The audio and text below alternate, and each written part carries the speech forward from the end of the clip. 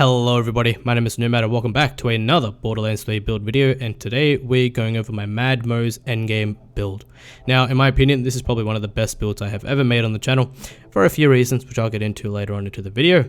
But for now, all you have to know is that this build revolves around the Rocketeer class mod, a few skills, and a few gear pieces that synergize very well together, that all combine to result in an absolute insane build capable of dishing out a ridiculous amount of damage in a very short time. So yeah, that's the build in a nutshell. And before we get into the video though, I'll just remind you guys that I test builds just like this, work on new ones, and also do a bunch of arms race and all things in between.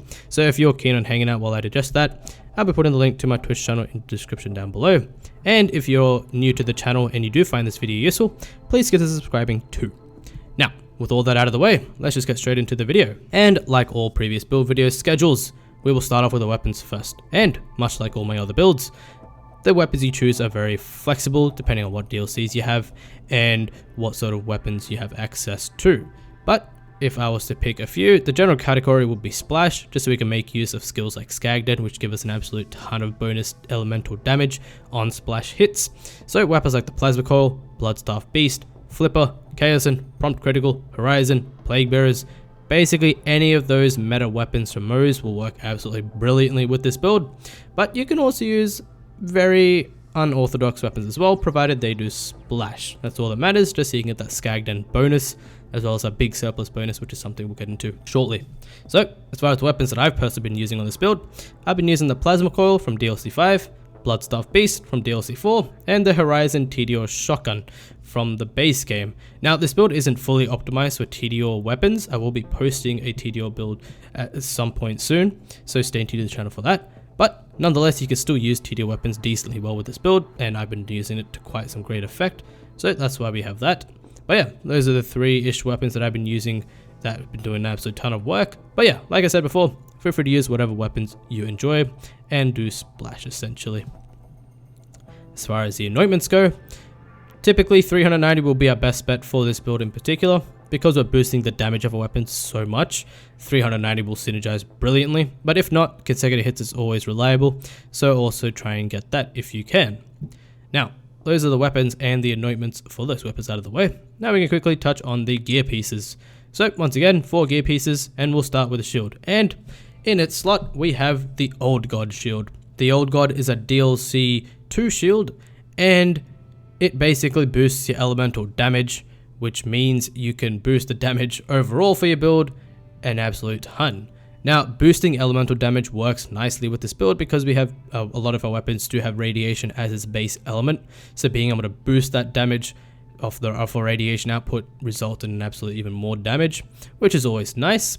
And we have the multivitamin prefix of our Old God to give us extra maximum HP. This helps with Auto Bear too, because Iron Bear scales with Iron Bear's armor scales with the amount of HP Moze has, so being able to boost that means Auto Bear / Iron Bear get more HP. So yeah, multivitamin Old God is the shield we're using. And as far as the anoint goes, bonus elements work nicely. Now for this build, you might notice a bit of a trend, so I'll just point that out now.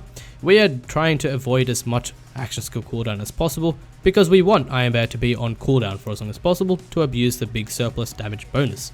So typically, in other builds, I would suggest getting the cooldown anointment on the shield, but in this case, I would absolutely go against that and just suggest you get a bonus element instead.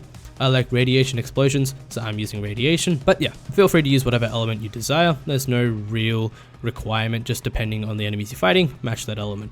So on this build in particular, I have bonus radiation, but once again, we're going to be exiting Iron Bear very infrequently, so the 10 seconds of damage will wear off pretty quickly and you're not going to notice it. So yeah, you don't really need an anoint at all, but if you were to pick one, bonus elements will work nice. Moving on from that, we have our class mod, and yeah, it's a Rocketeer class mod. +5 Skagdead is the skills I recommend. I would suggest +5 Torque Cross Motion, but you're going to be killing yourself even more frequently with that extra splash radius, so I'd go against advising that. So that's why I go for Skagdead instead, just to boost the damage of that build even more. And as far as the substats / passive effects go, I suggest weapon crit damage, splash damage, and SMG damage, just because I'm using a coil, sorry. But yeah, depending on the weapon you use, obviously match your stats accordingly. So that's our Rocketeer out of the way. And as far as the grenade goes, we have a Movtacular Hex. Hex is just a personal favorite of mine, but you can also use a cryo version if you want. I just like a radiation one because I like the radiation explosions. And the anoint we have is on grenade throw. Nothing too surprising here.